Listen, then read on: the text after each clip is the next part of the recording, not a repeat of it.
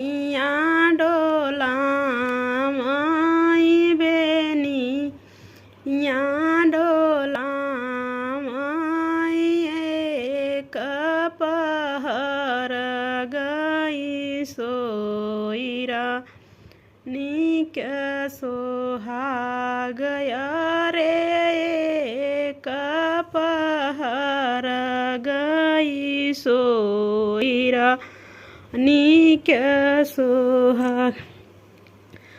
अरे भीतरा से निसरी निभाभी हो कवानी दे ई भाभी हो कवानी दे कौने गुने राम ऋषियाईरा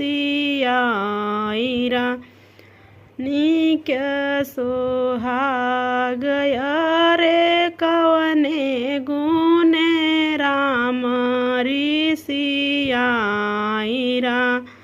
निक सोहाग। तीन पहर भाभी बेनिया डोलाए हो बेनी या डोलाए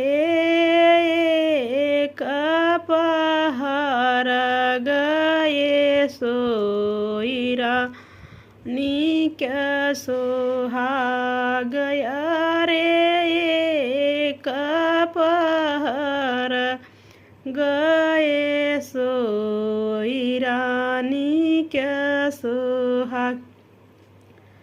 अरे ही गुने भाभी हो राम मोर गईले एही गुने राम गए ऋषियाईरा निक सोहाग रे एही गुने राम ऋषियाईरा निक सोहाग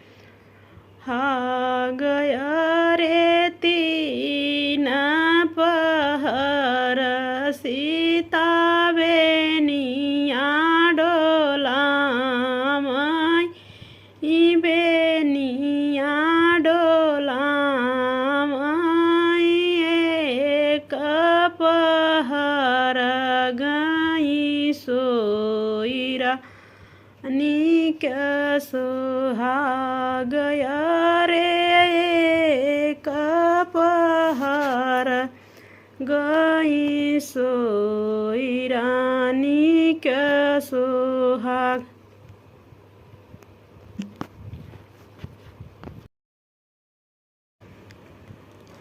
अरे तीन पहर सीता बेनी